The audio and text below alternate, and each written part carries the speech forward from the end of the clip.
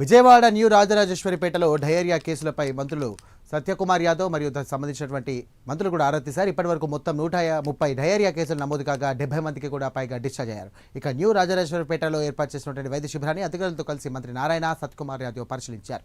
స్థానికంగా నమోదవుతున్నటువంటి డయేరియా కేసుల వివరాలను అడిగి తెలుసుకున్నారు. అనంతరం బాధితులను వారు పరామర్శించి ధైర్యం చెప్పారు. అన్ని విధాలుగా అండగా ఉంటామని మంత్రులు భరోసానిచ్చారు.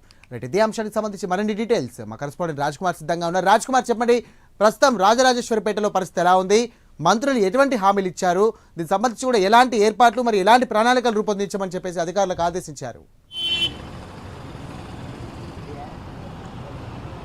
సాయిరామ్, ముఖ్యంగా ఏదైతే విజయవాడ ఎన్టీఆర్ జిల్లాకు సంబంధించి కూడా విజయవాడ న్యూ ఆర్ఆర్పేటకి సంబంధించినటువంటి కాలనీలో ప్రత్యేకంగా డయేరియాకి సంబంధించినటువంటి వ్యాధి ప్రబలడంతో దాదాపు 700 మంది వరకు అస్వస్థతకు గురైనట్లు కూడా తెలుస్తుంది. ప్రత్యేకంగా మంత్రి నారాయణతో పాటు ఉన్నటువంటి వైద్యారోగ్య శాఖ మంత్రి సత్యకుమార్ యాదవ్, స్థానిక ఎంపీ కేసినేని చిన్నితో పాటు ఆ స్థానికంగా ఉన్నటువంటి కూటమి నేతలందరూ కూడా కలిసి ఈరోజు రాజరాజేశ్వరిపేటలో ప్రత్యేకంగా అక్కడ ఉన్నటువంటి వాస్తవ పరిస్థితిని తెలుసుకునేందుకు పర్యటించినటువంటి పరిస్థితి ఉంది.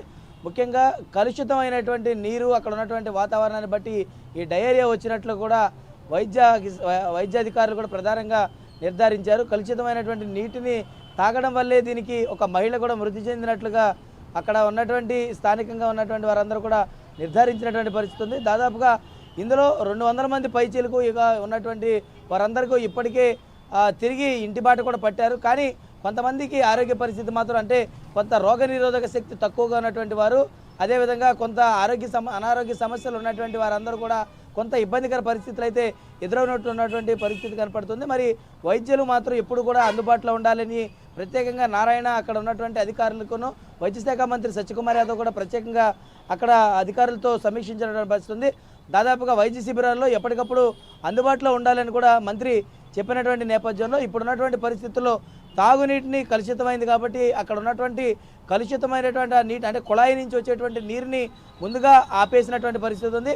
ప్రత్యేకమైనటువంటి నీటి ట్యాంకర్ల ద్వారా అధికారులు నీటిని సప్లై చేస్తూ ఉన్నారు. ఈ సప్లై చేసేటువంటి నీరంతా కూడా ఎవరైతే ఇటు న్యూ ఆర్ఆర్పేటలో ఉన్నటువంటి వాసులందరికీ కూడా ఇవ్వనున్నట్లు కూడా తెలుస్తుంది. మరొక వైపు కలెక్టర్ కూడా ఎప్పటికప్పుడు ఉన్నటువంటి వాస్తవ పరిస్థితి ప్రతి గడపకు వెళ్ళి అధికారులను అసలు రోగ లక్షణాలు ఏంటి, అన్నిటి ఎలా ఉంది పరిస్థితులు అనేటువంటి దానిపైన కూడా ప్రధానంగా అధికారులు అక్కడ ఉన్నటువంటి పరిస్థితులన్నింటినీ కూడా తెలుసుకుంటూ ఉన్నారు. మరి ఉన్నటువంటి నేపథ్యంలో పూర్తి స్థాయిలో కూడా ఇటు అధికారులకు సంబంధించి ఏదైతే ఇటు కూటమి సంబంధించిన నేతలందరినీ కూడా ప్రజలందరికీ కూడా ధైర్యం చెప్పాల్సినటువంటి అవసరం ఉంది. ఎందుకంటే దాదాపుగా ఇలాంటివి వ్యాధులు వచ్చినటువంటి సమయంలో ప్రజలందరూ కూడా భయాందోళనకు గురవుతారు. అక్కడ ఇబ్బందికర పరిస్థితులు ఎదురవుతాయి కాబట్టి ప్రతి ఒక్కరు కూడా అండగా నిలవాలని కూటమి నేతలందరూ కూడా భరోసా కల్పించాలని అటు మంత్రులను ఎమ్మెల్యేలందరూ కూడా చెప్పారు. వారు కూడా స్థానికంగా వెళ్ళి అక్కడ ఉన్నటువంటి వాస్తవ పరిస్థితులందరూ తెలుసుకుని వారందరూ కూడా ధైర్యం చెప్పినటువంటి పరిస్థితి. మరి ఇప్పుడున్నటువంటి నేపథ్యంలో పూర్తి స్థాయిలో కూడా ప్రస్తుతం వీటికి సంబంధించి భయాందోళనకు గురవలసినటువంటి పరిస్థితి లేదు.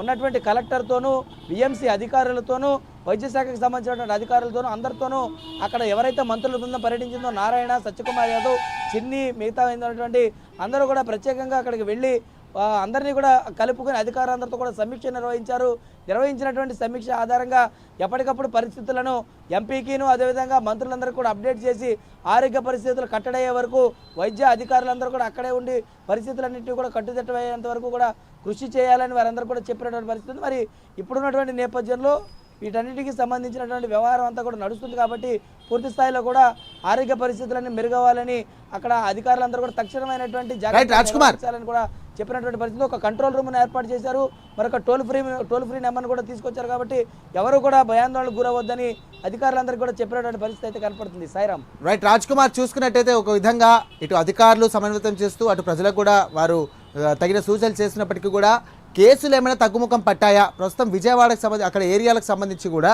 ఇంత మటుకు ఎలాంటి చర్యలు తీసుకున్నారు? ప్రస్తుతానికైతే ఇప్పటికీ జాగ్రత్తలు ఎలాంటివి తీసుకుని అనుకోవచ్చు? అంటే ముందుగా ఈ రోగ లక్షణాలు ఉన్నటువంటి వారందరూ అంటే ముందుగా ఏం చెప్తున్నారంటే ఖచ్చితంగా ఎవరైతే ఇటు లక్షణాలు కలిగినటువంటి వారు ఎవరైతే ఉన్నారో వారందరి ఇళ్లకు ప్రతి ఇంటికి కూడా అధికారులు వెళ్తూ ఉన్నారు. దాదాపు ఎన్ని కాలనీలు ఉన్నాయో అన్ని కాలనీలో కూడా వైద్య శాఖ సిబ్బంది, రెవెన్యూ సిబ్బంది, బిఎంసీ సిబ్బంది అందరూ కలిసి ఆ ఇళ్లకు వెళ్ళి అక్కడ ఉన్నటువంటి ఆరోగ్య పరిస్థితులు ఏంటి, ఎవరెవరికి ఎలాంటి లక్షణాలు ఉన్నాయి అన్నింటినీ కూడా అడిగి తెలుసుకుని వారికి ముందుగానే మందులు సరఫరా చేయడం, లేదంటే ఎవరికైనా లక్షణాలు ఉంటే కనుక వారిని వైద్య శిబిరాల దగ్గరికి తీసుకురావడం, వారికి కావాల్సినటువంటి ఏదైతే ఇటు మందులన్నీ కూడా వారికి ఇవ్వటం, ఇలాంటివన్నీ కూడా చేస్తున్నారు. తాగునీరు అన్నింటినీ కూడా ఇప్పుడు ఏదైతే కొళాయిలతో వారు పట్టుకుంటున్నారో ఆ నీటిని తాగొద్దని చెప్తా ఉన్నారు. మరి తాగునీరు అలాంటి తాగునీరు తాగకుండా పూర్తిగా కూడా వారి అందరికీ కూడా వైద్యులు అందుబాటులో ఉండాలని కూడా చెప్తున్నారు. మరి ఇప్పుడున్నటువంటి నేపథ్యంలో వారికి ట్యాంకర్ల ద్వారా మంచినీటిని సప్లై చేస్తూ ఉన్నారు. పరిసరాలన్నింటినీ కూడా శుభ్రంగా ఉంచుకోమన్నారు. ఎవరికైతే లక్షణాలు ఉన్నాయో వారందరినీ తగు జాగ్రత్తలు తీసుకోవాలని చెప్తున్నారు. అధికారులు ఒక కంట్రోల్ రూమ్ని, టోల్ ఫ్రీ నెంబర్ని కూడా తీసుకుని వచ్చారు.